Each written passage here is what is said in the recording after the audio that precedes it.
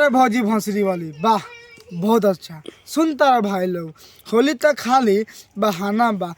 अरे भौजी जब तक भतार मजा देखे दे तू तो हमारे कहना हम कहला बनी, हम ताके पटा के मजा दे हम बा भाई। तो आज हम फिर से बात कैले बानी भोजपुरी गाना के वो होली में। तो भाई लोग वीडियो बना के बस एक ही मकसद बा आ रहेला आप सभी को दिल से हंसाने के लिए, ना किसी को दिल को ठेस पहुंचाने के लिए। तो बिना कोनो लाना लहसुन के आज के वीडियो स्टार्ट करता के दीवाना बा। अच्छा मरद तो लवंडा के दीवाना बा। गजब भौजी गजब, का बात बा। ए भौजी एगो काम कर, जब तहां मर्द लवंडा के दीवाना बानू तो तू आज हमारा बारका बाबू लगे पटा के पेल दी हम बाटे जो बना के विकास बारे भौजी भोंसरी वाली वाह का बात बा। सुनता रहा भाई लोग का कहत दिया कि हने रुकल बा जोबना के विकास ये सखी। अरे भौजी मानता ही तो भत्ता लवंडा के दीवाना बा, लेकिन जोबना से का नुकसान बा रे? दबावे का मन करता जो बना के विकास तो का करी सा पटा के पेल जैसे का तार बहिन चोदो कहीं का। मतलब सुनता है भाई लोग कैसे कह दिया भौजी कि ने रुकल बा जोबना के विकास ये सकी। हम मानता नहीं तो जोबना के विकास रुकल बा, हमारा इहो पता बा कि तो भतार लवंडा बा। तो एगो काम कर, जब तो भतार तरह के कुछ ना करता नु तो हमरा के बुला ले तारा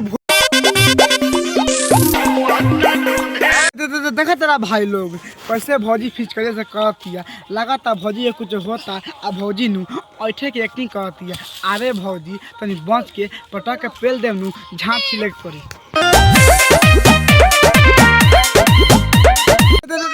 देखा तारा भैया भौंसी वाला के कैसे भैया भौजी के जोबन के ऊपर रगड़े की कोशिश करता आ भैया के मजा कितना होता। अरे भैया जब दवाई के बाद भौजी के बंद करने में ले जाओ आ कस के दाब दी तोरो मजा दी आ भौजियों के मजा ले वाला काम मत कर, झाँझ करता कूद के पेल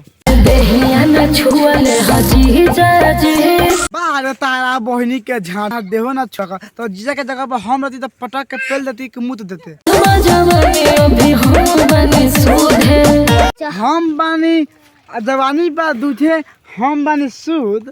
अरे बहन हम तो कह दी भाई नहीं किया, लेकिन हमें भौजी के पेल कि भौजी बहुते बनल बिया आ भौजी के जैसे भैया रंग लगल है जोबन के ऊपर देखला के बाद हमारा दिमाग हिल गल बा। आज चाहते सनके रंग हमू लगाई ए भौजी के, लेकिन लगा दी तब न बहन चोद।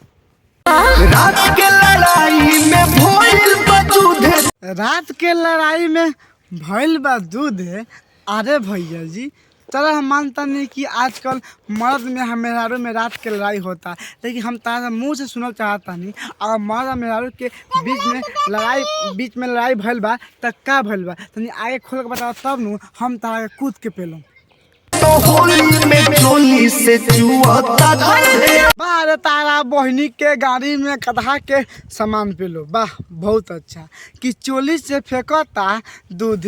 अरे भैया भोंसरी वाला अब तू ध्यान से देख आ भौजी के छोड़ा तो पता लगता कि भौजी कितना जवान बिया। तो भौजी के जवान से दूधे फेंके लगल। हम मानते नहीं भौजी के शादी होगा, लेकिन भौजी के जवान से दूध अभी ना बाद में फेंकी वो जब लड़का हुई तब।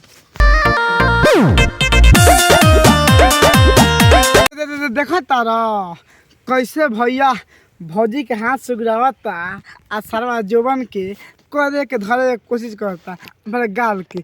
अरे भैया भौंसी वाला तो भौजी के जोबन से दूध फेंकता तो लंड दूध रंग लगावता रह दूध न पिया कि मोटाई बा सारे बुढ़ छुनर चोली से फेंकता दूध भाग भौंसी वाला चोली से काम ना करा भौजी के पटा के पेलते रहा ना कि भौजी के दूध बा रुक जाओ तारा बहनी के झाँट रंग। मतलब सुनता रहा भाई लोग कि होली में चोली से फेंकता दूध।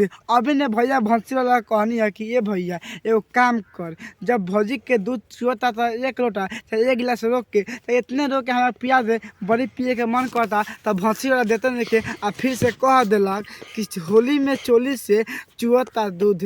अरे भैया तो काम कर बहन चोद तूहे पी ले। तो बस भाई आज की वीडियो यही पर रखे। तो बता दी भाई लोगों की वीडियो बनाने में बहुत ज़्यादा मेहनत लगाता है। इस तरह के हाथ जोड़ के रिक्वेस्ट बा कि भाई लोग चैनल को सब्सक्राइब करा, शेयर करा और कमेंट करके बताओ कि वीडियो कैसा बा, वीडियो में कौन कौन गलती होता है।